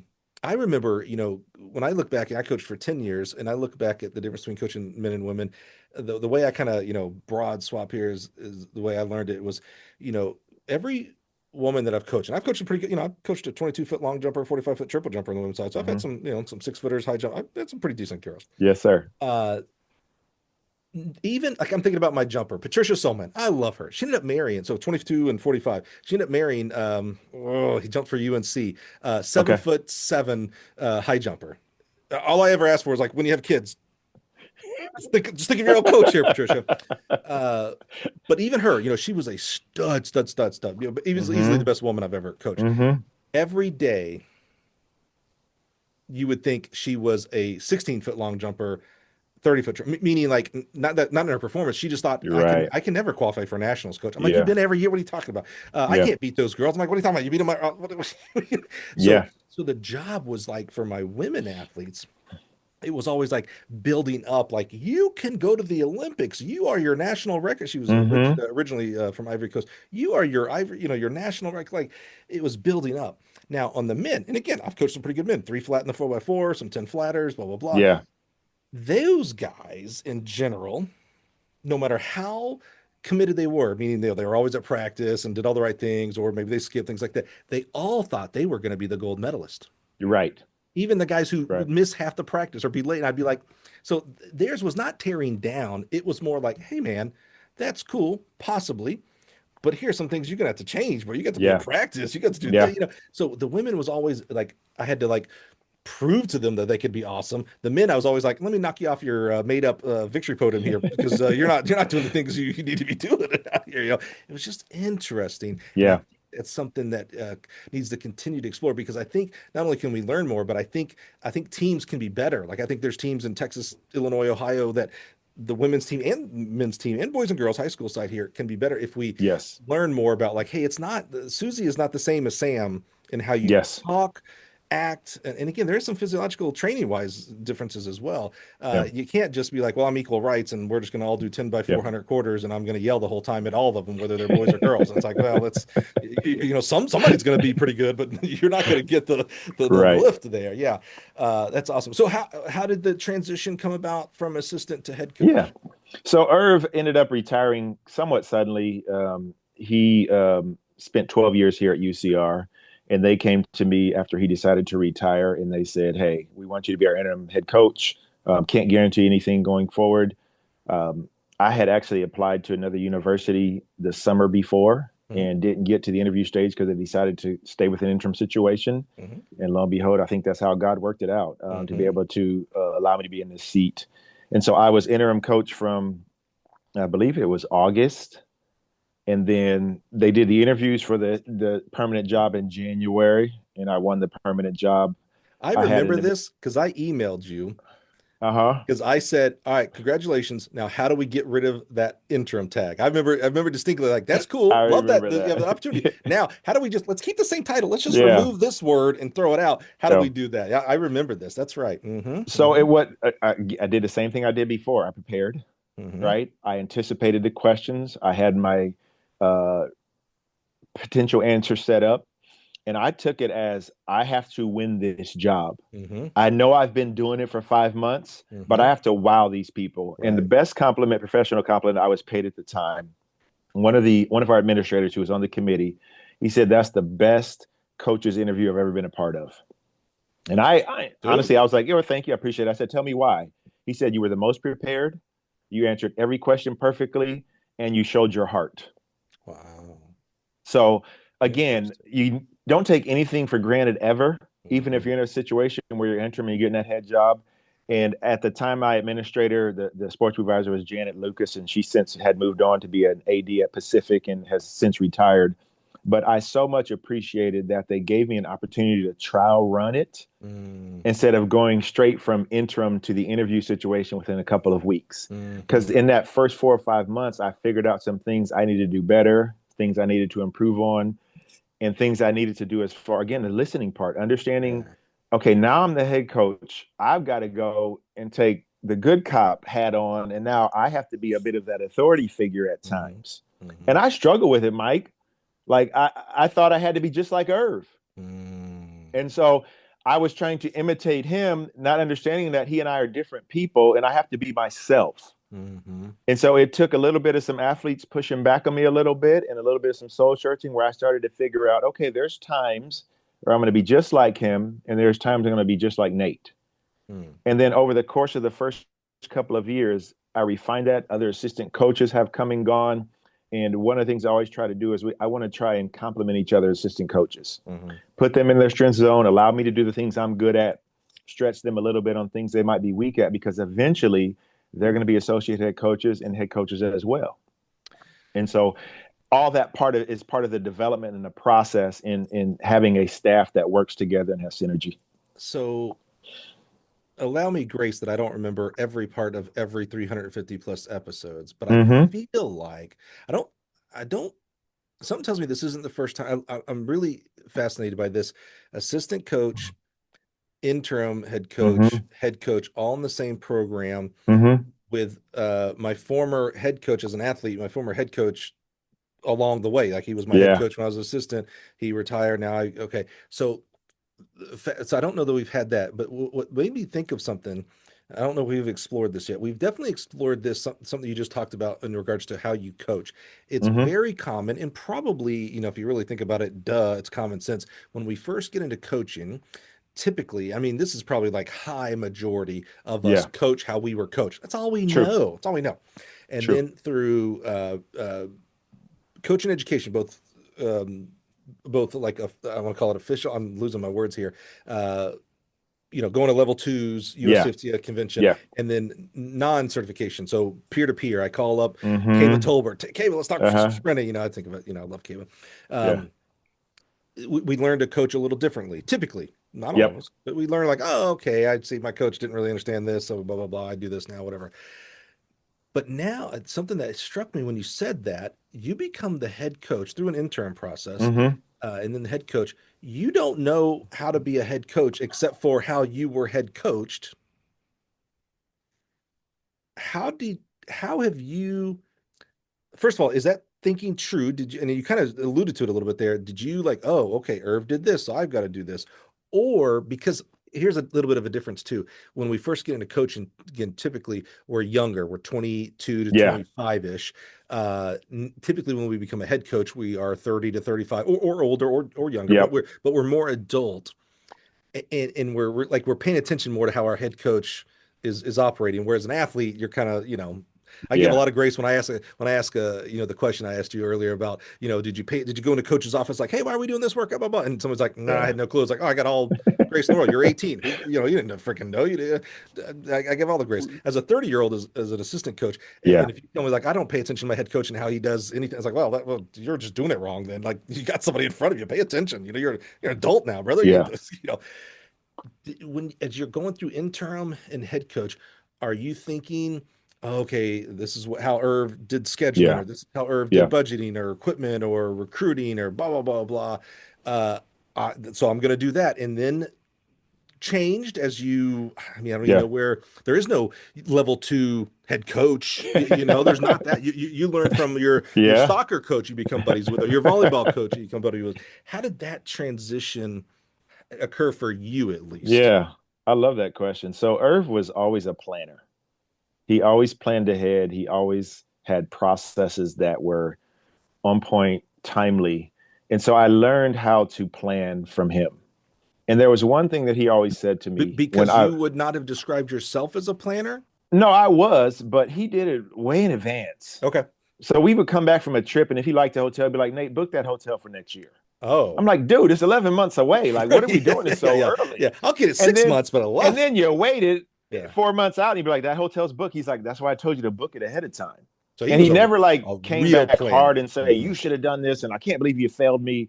It was always of this is why I do it this way. Mm-hmm. And Mm-hmm. so what might have been Just resentful soaking or in. resenting as an assistant coach, when you became head coach, you're like, now I see why we got to do it ahead of time. Mm-hmm. And he said something to me early on when I was an assistant. He said, you never know what it takes until you sit in the chair. Oh yeah, I'm getting there. And I'd be like, yeah, Absolutely. yeah, yeah, yeah, whatever, man. Like, listen, I'll do everything better than you did it. And then what I found when I was a head coach, I was like, hey, man, how do you do this? Hey, man, how do you do this? And to this day, this What is my I didn't see a almost, book on this. Where how do yeah, I almost 10th year of being a head coach. I'll text him and say, hey, you got a few minutes to talk? I want to run something by you. Yeah, is that And right? he is still a mentor. He is still someone that speaks into my life and builds me up and gives me sound, Love it. solid advice, even though the area in which he coaches is so different because the principles are still there. Yeah, great point. That's a really good Patience, give people grace, allow people to grow, and then be tough at the right moment. And so mm, I have relied on him. Michael Scarano is still a mentor. He worked at other universities. He has poured into my life. Michael Scarano sends me a leadership book every single year. Until he moved from California, we would have a quarterly lunch at his favorite restaurants. He would just find out what I was up to, how things are going. that's I awesome. can still call Michael Scarano at the drop of a hat and say, hey, what do you think? That's Because from the fantastic. administrative side, I value him. And now, secondly, with that, I call my other coaches that were assistant coaches and now head coaches, Mm, right? Chris Best at Eastern Michigan, I'll yeah, run ideas awesome. by him. Mm-hmm. Andy Bazzer, we'll talk a little bit. Mm-hmm. The coaches in the Big West, like there's value in finding out what's going on in other universities that Right. relate to what you're dealing with. And so it's a lifelong mentorship with the ones that were mentors my whole life, but then Yeah. also as you build up your coaching network, we're all dealing with some of the same problems. Right. So why not Right. use other people's brain along with my own to Yeah. expand my knowledge base? So I'm curious because so I'm going to ask you the two questions that I ask Mm-hmm. everybody on this podcast when they get their first head coaching job. Mm-hmm. but yours is going to be unique because we've certainly had coaches on here who are head coaches that were the same program. This intern thing I'm very interested because Mm-hmm. there's a lot of not a little bit there's a lot of uncertainty during interns. Like, man, Mm-hmm. you're very happy to have that, and you didn't just get riffed out.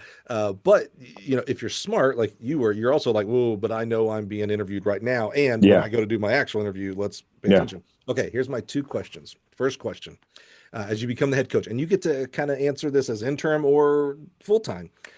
What was something that you thought was going to be hard, but it actually ended up being pretty easy? Because if you think about a head coach, Okay. an assistant coach, how lucky do you have it as an assistant coach? You think you have it so hard. You have a group, and maybe you're responsible. Maybe your head coach gives you some delegation, but you ain't got to do typically on hiring committees for other sports coaches, Mm-hmm. alumni events, fundraising, what scheduling, budgeting. Again, you add 20 more hats to your wearing when you become the head coach.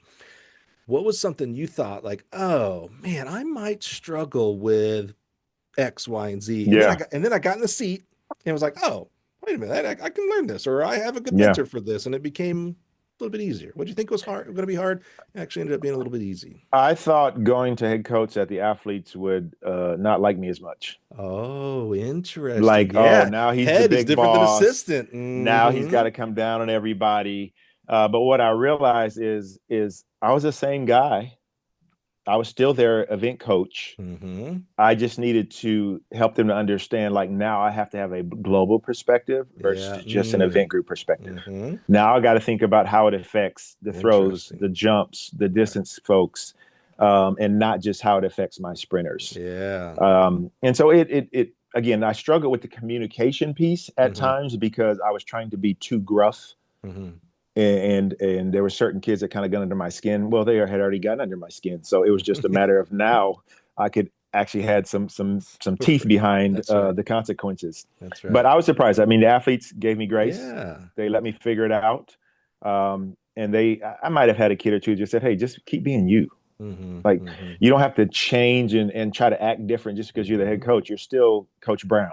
Yeah. That's And so that great would be the one thing that perspective. probably changed. Yeah, that's great perspective. It's like, oh man, I'm the head coach. They're going to look at Yeah, me differently, blah, blah. And it's like, well, if you were actually true to yourself as the assistant and you say true to yourself as the head, it's the same person. exactly. You're right. There are changes. Maybe now you have to do the budgeting where you didn't as assistant.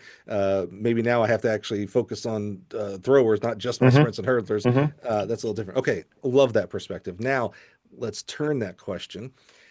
What did you think like, oh man, this is gonna be easy. I know I've got to do this and I haven't done that before, but man, it's just a different thing. It's all gonna be good.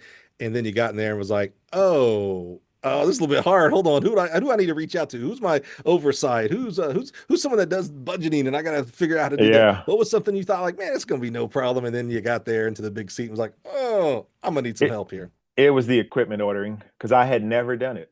So Really? Irv always had another assistant coach do it. I was kind of like the recruiting coordinator, and I Mm-hmm. used to handle the budgeting side of things. Right. And I was like, you know what? How hard can it be ordering stuff? I was frustrated because we had a backlog of extra equipment. I'm like, we're going to fix this up. We're going to get to zero every year. Like, we're not doing this. And I did the first year, and we had stuff left over. And I was like, I'm making the same mistake these Oh, other guys made. And here I was thinking I'm going to clean it up because of my business background and the fact that I work in all these other industries. Like, this is going to be easy for me. And to be honest, I said, you know what? I'm sharing this responsibility. I'm not taking this on. And so the next assistant coach came in. I said, you're doing equipment. I said, I will help you tally things up. But what I realized is it was a lot tougher with the size changes and what's in stock, what's not in stock to actually get to where you used every single item every single year. hmm. So it humbled me, and That's it also helped me awesome. to understand, okay, you can assign things to other coaches that you don't necessarily want to do, Hmm. but you better know how it works so you Mm. can mentor them on how to be efficient with it. Right, right, right, But right. I think that every head coach at some points need to dabble in every aspect of their program Yeah, so they understand the demands that it takes. yeah. Because it's easy to say you didn't do that right or you should clean this up. Well, have you done it? Hmm. Right? Roll up your sleeves first, mentor that assistant coach, work with them for a year on that particular main, you know, topic or whatever Activity. Mm-hmm. the activity, the coaching activity is, Mm-hmm. and then release them to do it on their own, because then that gives you the perspective of how hard or not so easy it is. So, okay, we're getting close to time, Yep. but I want to tackle onto that. I love this because I was going to ask you, because you seem to, at least from your words, do a little bit better job than I've heard some of our other coaches in the Mm-hmm. world. But maybe you can talk about like, yeah, but I actually, I made a lot of mistakes and then got to this role. I don't believe in general, some of us are Mm-hmm. doing a great job, but in general, I don't believe the body of head coaches are doing a very good job of preparing their assistant coaches to Mm-hmm. become future head coaches. There's a lot of many different reasons of why this happens, but there's a lot of I'm the head coach. I'm Yep. going to do the budgeting, the scheduling, Yep. everything. Yep. Uh, some of it is it seems altruistic. I'm going to let my coaches just coach and recruit. That Yep. seems like, oh, what a great head coach. But when that assistant coach wants to become a head coach, now they have no clue. They're learning from scratch on how to budget, Right. schedule, again, all the million things you're going to do. Right. Sounds like you do a little bit better job of that than some of our others. Why and how do you put that into play? Well, it seems like, I guess we'll have to ask my assistants if I really do. Here's why. Hey, that's a good challenge. There's Ask your assistant coaches, like, hey man, how am I doing as a How head am I coach for doing? you? And they might have some particular words. Now, they are pretty gracious in their praise for me, in that one of the things that I try and do is, if I'm getting paid the most money on staff, I need to be carrying a big bulk of the workload, Sure. and not just the fun stuff. Mm-hmm. Right? There's a lot of coaches that will assign, oh, you take care of care because I don't want to do it. Oh, you take care of Mm-hmm. equipment because I don't want to do it. Mm-hmm. And oh, by the way, I'm not going to give you any real decision power when it comes to recruiting. You got to run everything through me. Mm-hmm. And so they become like overlords. And I don't mean this to disparage any coach, but I've talked to a lot of assistant coaches that are very frustrated, right? They feel like they only are told what to do when it's something hard or unenjoyable. And when it comes time to the fun stuff or being able to select people for their roster, they get told no, or, Right. we're not offering this kid, we're not doing this kid, but yet they've done all the hard work. Right. So, number one, I'm going to manage a good chunk of the administrative duties. Mm-hmm. The second thing is I think you have to help people grow in their career. Mm-hmm. Mm-hmm. So assigning them at least one task that is in their strength zone, so it comes easy, it flows, and you don't have to have a ton of oversight over it. Right. And then you've got to have some things that each person is doing that is not easy, that is challenging, because it makes them relatable. So then when they become head coach, they know what it took to get that particular task done. Right. It's going to make them more understanding and more patient. So on our staff, I have somebody that handles cross-country meet management and somebody different that handles home track meet management. Everybody recruits their own event area, but then there might be different trips that are assigned. I make every coach on staff handle some aspect of travel. Because here's what I know. I used to do cross-country and track travel. It sucks having to do every single meets reconcile, wait for the reimbursement for your credit card, have to handle all of, and then have times where your credit card gets declined and you've got to use your personal card to cover university resources. So everybody controls some aspect of regular season or travel meets, because it makes them recognize the student athlete experience and how well it needs to flow. Otherwise, if they never have to do it, they're gonna be like, oh, I hate this, I hate that, I hate this. You didn't get us the right food. So why do you do it this way? Because there's other coaches out there that say you're again altruistic. Man, I want my coaches coaching, recruiting, and I'm going to do all that stuff. You're helping your coaches grow. So when and if they become head coaches and they sit in that chair for the first time and go, oh, my AD just handed me my budget. Oh, you know what? Actually, Nate helped me. Like I actually got to work with Nate one year on budget. So, okay, this is not foreign to me. Or, man, I got to schedule buses plus where we're going to eat in the hotel. Oh, wait a minute. Nate helped me. I did that for all of our indoor schedule.